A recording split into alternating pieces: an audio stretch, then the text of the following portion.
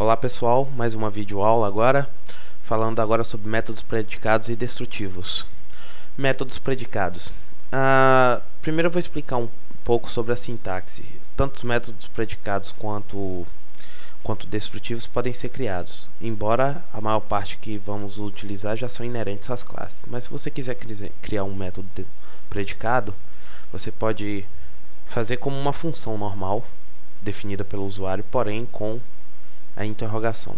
Ele é utilizado para testar o status de uma determinada instância, e seu retorno será sempre um objeto true class ou false class. Vou mostrar aqui alguns exemplos.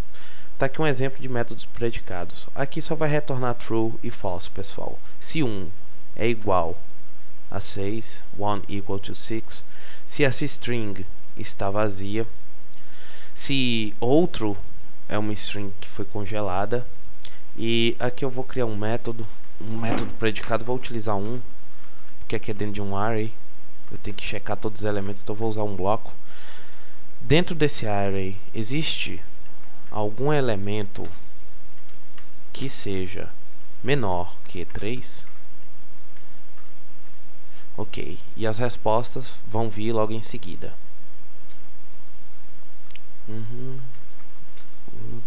Predicado. Ok, 1 não é igual a 6. Aquela string da letra B está vazia. Outro é uma string que não está congelada, óbvio. A gente mal inicializou nem utilizou o método freeze, então não pode estar congelada. E dentro daquele array, ele perguntou se aqui tinha pelo menos algum elemento que fosse menor que 3. Quem sabe se eu modificar isso aqui para all, será que todos os elementos, um all predicado, será que todos os elementos aqui são menores que 3? Óbvio que ele vai retornar falso. Se você quiser definir um método predicado, lembrando que eles só podem retornar valores booleanos numa classe, é uma coisa bem simples. Eu criei aqui um exemplo muito rústico.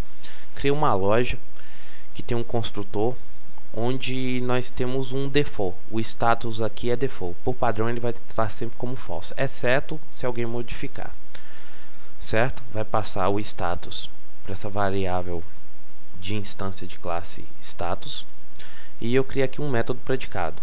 Ver se a loja está aberta, vai escrever o status. Criei aqui loja.new, e estou perguntando se a loja está aberta. Como o nosso default é false, não nos admira que a loja já vai ser inaugurada fechada, né? Ou seja, não está aberta. Ok, falso. A não ser que alguém modifique o construtor, chegue lá com uma chave, certo? Abra a loja e agora a loja passe a ser aberta. É um exemplo de um método predicado, tá, pessoal? É um exemplo bem rústico, mas pouco na frente, quando estivermos trabalhando com classe, a gente vai ter que criar vários tipos de método. Outro tipo de método é o método destrutivo, que utiliza a mesma sintaxe, porém termina com exclamação.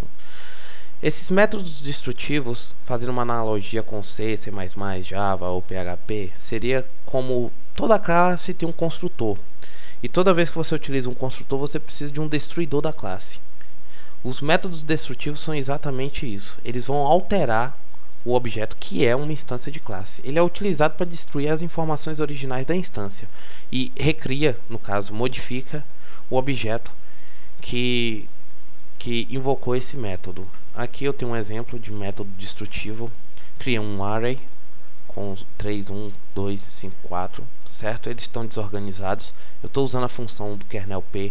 P é parecido com puts e print. A diferença é que ele inspeciona um objeto para uma análise mais profunda. Eu vou imprimir o valor desse array. Depois eu vou utilizar o método sort. Primeiro eu vou utilizar o método sort normal, que vai ordenar esse vetor do menor para o maior. E depois vou escrever o valor desse vetor de novo. Vamos lá. Ok, está aqui o vetor. Eu utilizei o método sort, ou seja, colocou do menor para o maior, mas quando eu fui imprimir de novo, o vetor o objeto original não tinha sido modificado. Esse método sort aqui, talvez você vá utilizar para passar como mensagem para um outro método ou para retornar algo do tipo, mas o objeto original não foi modificado. Porém, se eu utilizar aqui o método destrutivo sort, o método destrutivo sort vai fazer uma outra coisa. Ele imprimiu o objeto no primeiro instante, depois ordenou, só que com o método destrutivo, todas as informações desse objeto aqui foram perdidas, foram sobrescritas com o último status, ou seja, o status do objeto ordenado. Outra coisa que eu tenho que falar de métodos para vocês é sobre alias. O que é um alias? Alias, pense em alias como um apelido para uma função, para um método, não é? Uma cópia. Aqui eu criei um método retorna pi que vai escrever pi, ok? E também eu criei um alias, certo? Para não escrever a função retorna pi, eu criei um alias para ele pi. Vou chamar a função retorna pi e o pi que é o apelido daquela função. Na verdade não é bem um apelido, pessoal, é bem parecido com isso. Alias, ok, retorna pi, escreve pi, e pi, que foi um alias dessa primeira função retorna pi, fez a mesma coisa, quase como uma cópia. Outra coisa que dá até para fazer aqui, sabe a função, o método puts do kernel? Eu estou criando um alias para ele como escreva, certo? A sintaxe é sempre essa, viu, pessoal? O novo nome, depois o velho nome da função. E aqui eu vou utilizar um pouco de Portugal. Escreva um bom exemplo de alias. Ok. Vou refazer aqui. E olha lá, escreva um bom exemplo de alias. Ele fez a mesma coisa que o método puts faria. Sim, Paulo, mas qual é a aplicação prática desse alias? Por que eu vou criar essas coisas? Bom, eu vou mostrar aqui um exemplo para vocês. Quando a gente estiver criando classes mais complexas, vocês vão entender. Aqui eu tenho uma função dentro dessa classe que vai retornar soma. Vai pegar x e y, só que ela está bugada, ela só vai retornar y. A função s, ela vai fazer o que eu quero, vai somar isso com isso. Ok? Bem, aqui eu instanciei a classe.new num objeto chamado calculadora e vou escrever, chamar a função soma daquela classe e a função s daquela classe. Vocês vão observar uma coisa.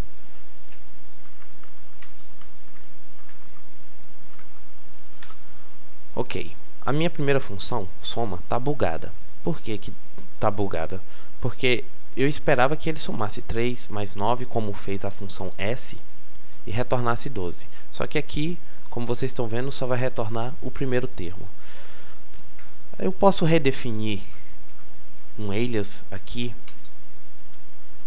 ok, para soma,